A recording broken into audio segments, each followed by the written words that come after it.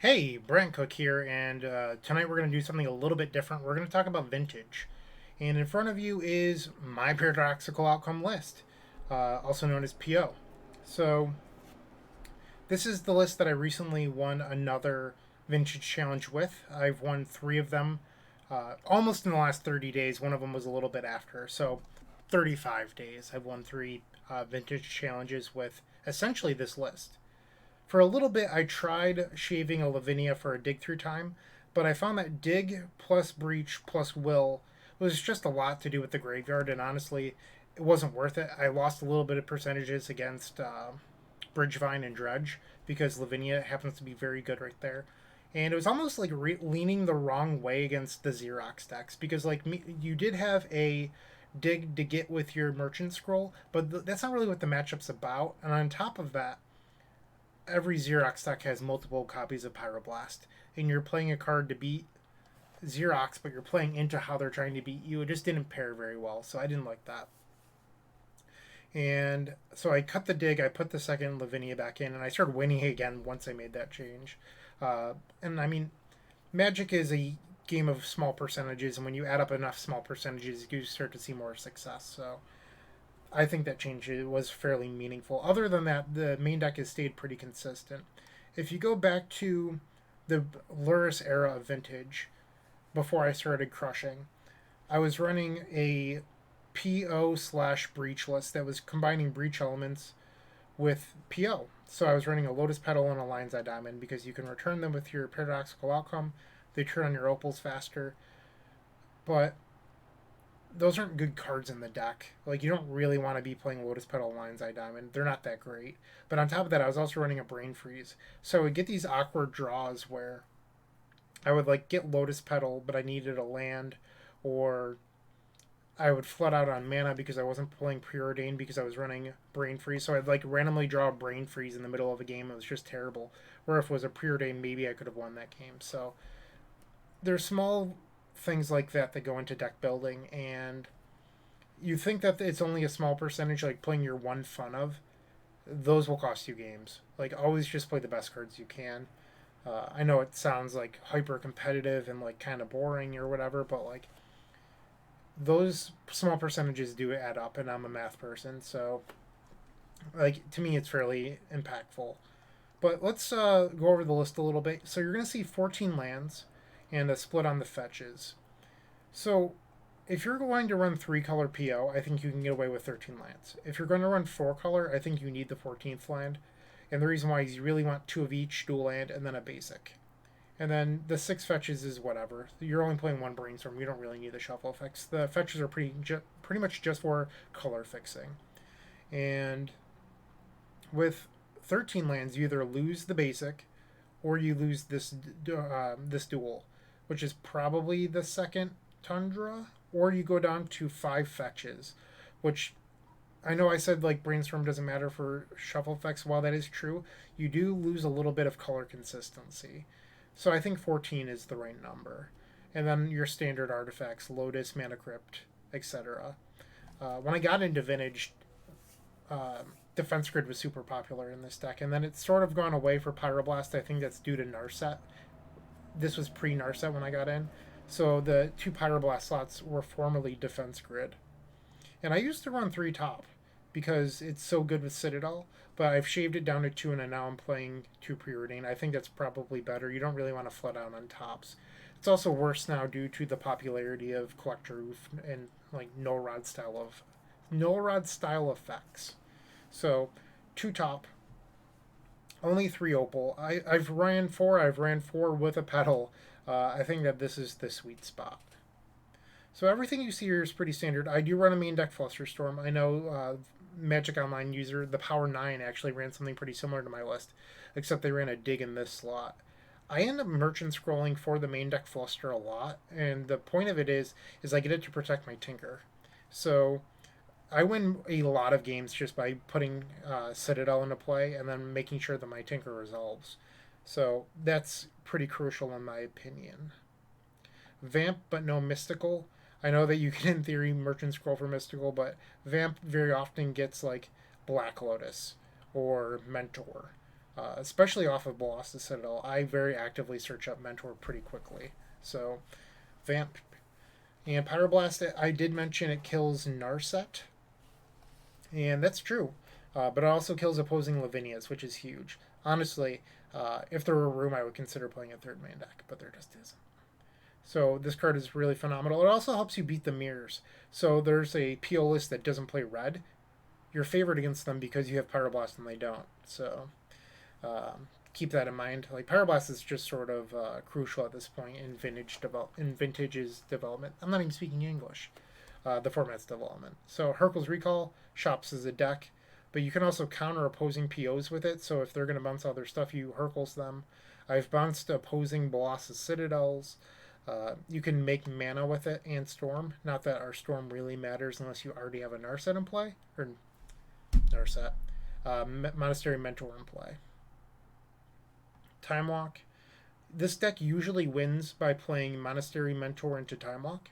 The other way that it wins is you can put a ton of permanents into play, activate Bolas Citadel and make your opponent lose 10 life, cast Yawgmoth's Will.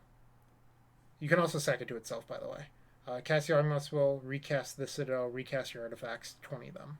So you have Mentor Walk and just Bolas Citadel. It's actually pretty nice that Citadel is both an engine and a win condition.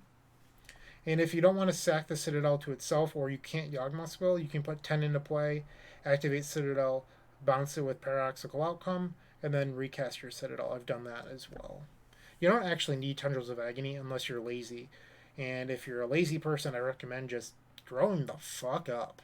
Because, once again, you're losing small percentages. You don't need Tendrils of Agony. I actually posted a poll to Twitter when I was coming up with the list before I won the first challenge. And I said, hey, should I play Tendrils? It was 67% of people said yes. And that was not correct. And then I won back-to-back Vintage challenges and then won a couple weeks later. So, no Tendrils. Tinker, obviously, very good with Bolas Citadel. We've gone over these cards a little bit. Narset's obviously phenomenal. One of the best turn 1 plays you can do other than Tinker.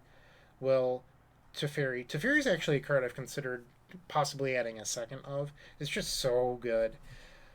It's also a way of answering Deafening Silence and Thalia, which I've picked up because PO is a little bit weak to those cards. That said, I don't know if there's room. In theory, you could probably run 1 over a second Lavinia. It's also really good against Xerox. It's good against most decks in the format. The problem is it dies to Pyroblast, which is why I actually think Defense Grid is good, but I haven't gone out of my way to test Defense Grid again. You can't really run Fluster and Pyros and then run Defense Grid. So if there's a lot of combo in the format, you're making yourself weaker. I don't know. It's all just theory, but I don't want to change my list because I've been running so hot, and if you're running hot, you don't change anything. So maybe if I ever hit a cold streak, I'll go and test Defense Grid. But if I am running Defense Grid, I'm probably going down to 3 colors and running less lands. With Defense Grid, you probably want Mox Opal 4. And then PO, Force, Citadel, pretty standard. So we've gone over the main deck. Yeah, so let's go over the board. 2 more Flusters. I originally, in the first 2 Vintage challenges I won, I ran 1 Fluster in the board and 1 Mind Break. Through mapping, I found that I was only boarding in the Mind Break in a couple matchups, and it just wasn't very good. But meanwhile, you can board in the Fluster against Xerox and a bunch of other decks, so I found out that a 3rd Fluster is actually better than the first copy of Mind Break Trap. 3 copies of Hurkyl. In theory, you could run a Serenity or something. I just think that Hurkyl's the best card for the deck. You can get it with Merchant Scroll. You can make mana and Storm Count with your own stuff. I know that Serenity actually clears all that stuff, but it also blows up all your own cards, and Hurkyl's doesn't do that. You could run a Bifrost or Shattering Spree, but I just think that Hurkyl is by far the best answer. Surgical. So it's the best card against Bridgevine, because if you can hit a Vengevine on turn 1, they pretty much have to kill you with hollowed ones and then 1/1s. So if you can force a hollow one after you Surgical a Vengevine, their clock's going to be really slow, which makes Surgical okay. I think that Tormod's Crypt is actually fairly bad against them. It also hits their squeeze, so if they're trying to outgrind you with Bizarre Squeeze, you can just exile all their squeeze. It's fine. It's also serviceable against Dredge. That said, I think that the 2 surgicals are the weakest slots in the 75. I think that I'm like currently pretty much on a just dodge Dredge and dodge Bridgevine plan, because if I face them, I don't really want to face them because I'm unfavored, and I don't think surgical is enough to tip the scales. That said, it can just steal matches. So I think if I am looking to beat those decks, I'm looking to steal a game by just being my own deck and being really fast and good. And then maybe another game of surgical. Lavinia can also beat them because it counters Hollow One. They can't play any of their free counter magic. So they can like play their free creatures, allow them to get counter, and then Vengevine you. But that's pretty much the only way they can beat you with the Lavinia in play. Lightning Bolt, primarily to kill like collect roofs. Otherwise, like Pyroblast can kill Lavinia and stuff, but like that's really why they're here. They also kill like Dreadhorde Arcanist and Deathrite Shamans, but they're mostly for collect roof. Pyroblast, like we've gone over, terrific card. And Sprite Dragons. These were in the last Vintage Challenge win, but not the previous two.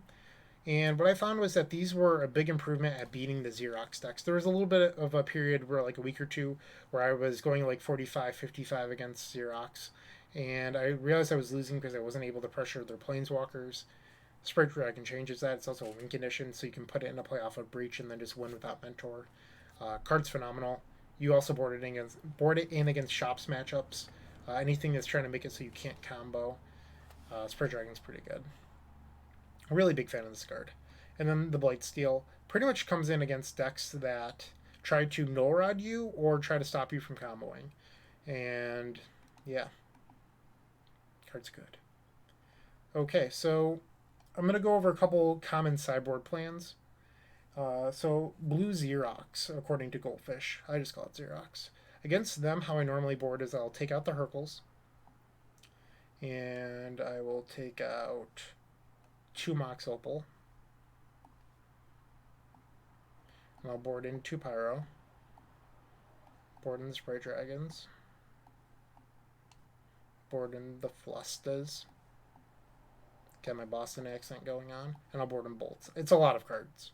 So this is assuming that the Xerox opponent is playing Jeskai colors, because I'm looking to kill Lavinias and Dreadhordes, which is why I'm bringing in the Bolts. And we're at 66 cards currently, and I've already boarded out Opals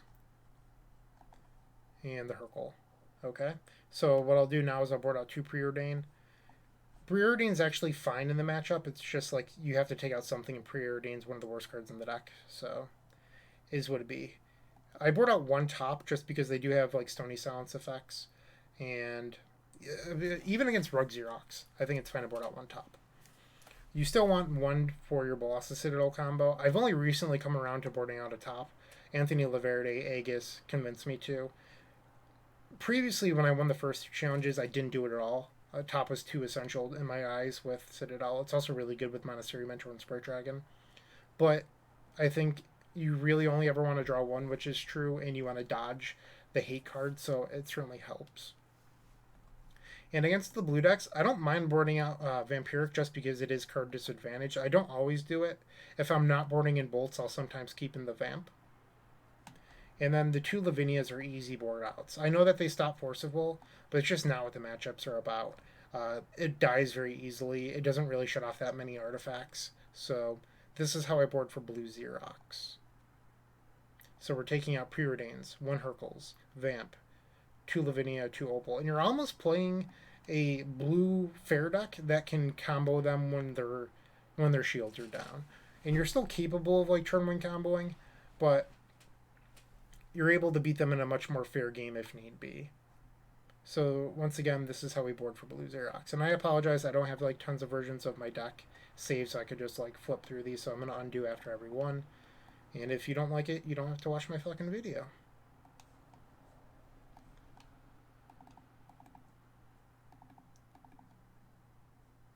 That's the main deck.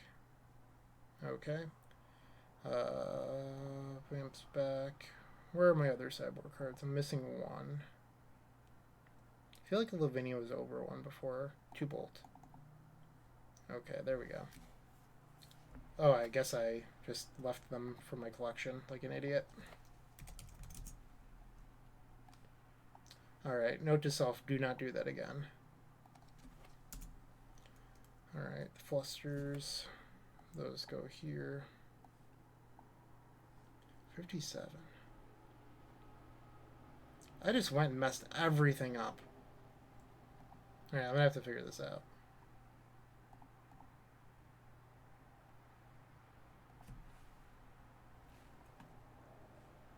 Alright, 2 pyros go here. Sprites are in the board. Surgicals, bolts, flusters. So the board's at 15, that's right. So what are we missing from the main? We're probably missing 2 opal. Preordain. Maybe I'll just verbally say the changes on the next one. Alright, 2 preordains are back.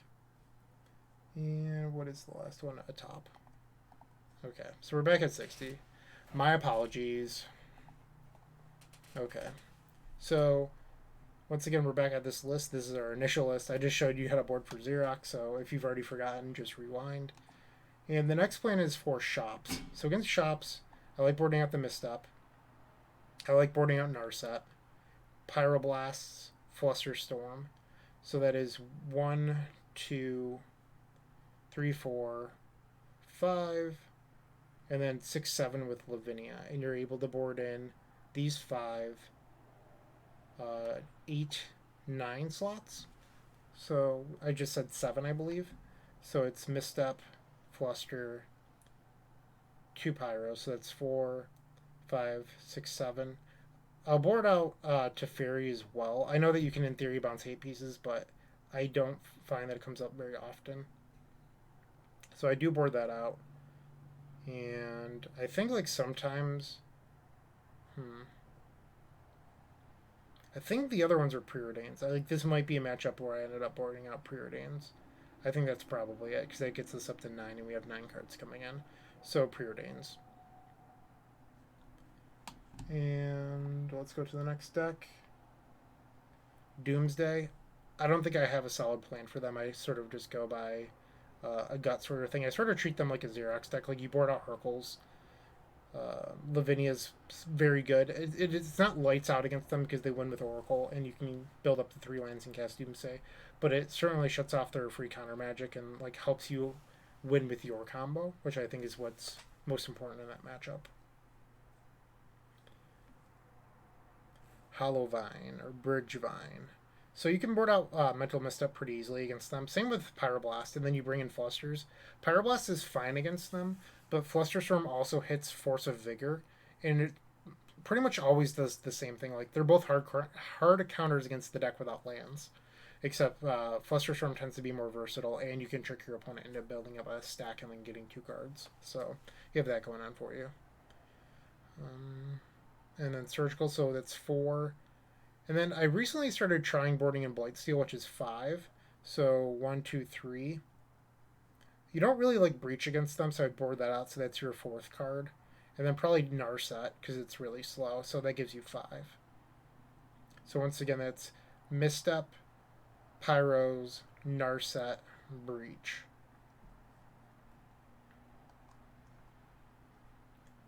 We covered shops.